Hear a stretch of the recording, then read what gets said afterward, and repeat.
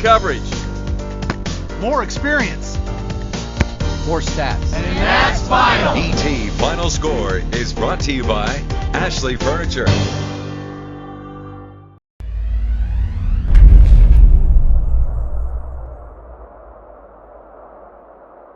Hello, I'm Joe Buie, and welcome to the second edition of the ETFinalScore.com Junior College Football Show. I'm joined again by Phil Hicks, who covers the area JUCOs. Good to see you, Phil. Hey, Joe. Well, let's get right to it. While the other teams in the Southwest JUCO League opened conference play last week, the Apaches defeated Southeast Prep 68-7 in a tune-up. Now TJC begins conference play Saturday at Blinn. So, Phil, do you think the Apaches are ready? I think they are. They played really well against Southeast Prep last week, 68-7, which was winning a game by that much. They were ranked number 20 and they fell out of the poll, which I really don't understand that. But Tyreek Rollinson played really well. He had 4 touchdown passes and 201 yards. So this week they opened conference play in Brenham at Cub Stadium, not on the campus like usual, but they're playing at Cub Stadium, and that's a 7 o'clock start Saturday. And isn't that the same field where the Apaches upset a top-ranked Blinn team last year in the semifinals of the playoffs, correct? That's correct. They upset the Buccaneers down there, and they got to go to the conference championship. So both teams are looking to get on the board because this will be Tyler's conference opener, but Blinn opened last week and lost to Northeast Oklahoma in 42-31, and that was in Brenham also. So both teams are anxious to get on the field this week. True. Yeah, that reminds me of something. You mentioned NEO. I feel like that's don't you feel like that's the surprise team of the league so far? 3-0 I saw for the first time in 5 years. Exactly. Coach Patterson is back at NEO, and I know there was talk of him dropping the football program, and he returned from Oklahoma State where he was a recruiting coordinator, and he had such a love for that school that he came back and he's got them back in gear. He must be a really good recruiter. He is, considering the limitations he has to recruit so many Oklahoma players and only like 5 or 6 outside of the state. So he's doing a great job as usual. Phil, one last thing about the Apaches. I don't know if you've had a chance to talk to Coach Palmer about this.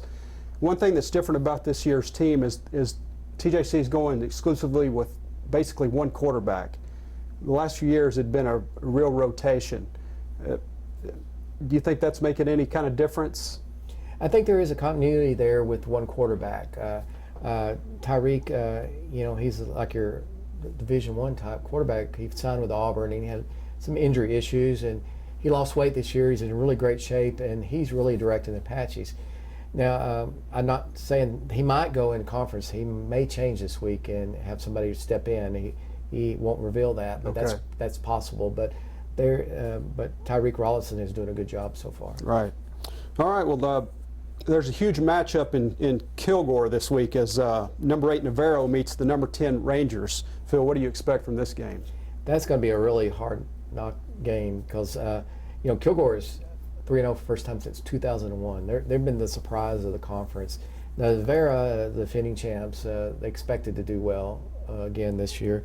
And this game's at Kilgore, 7 o'clock Saturday at RE St. John Memorial Stadium. So I think it's going to be a great matchup.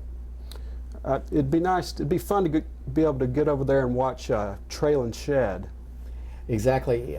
Traylon, we got to know him when he was at Cayuga, and he went for Texas for a couple of years. He redshirted, and he really didn't get any playing time.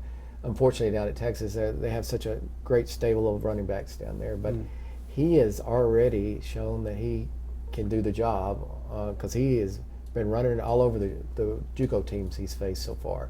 So fans of Traylon should go over to Kilgore Saturday night. And one last thing about Kilgore, it seems to me, I don't know what you think, but it seems like Kilgore's playing well in all 3 phases. They are. Coach Eckert has done a great job getting their program back. They beat Tyler a couple weeks ago as a non-conference game, but last week they really went over to Athens and dominated Trinity Valley. I think that shocked a lot of people because Trinity Valley was really looking at winning a national championship this year, and now maybe Kilgore has that chance. True. But they'll have to stop Navarro's Traylon shed if they plan to do that.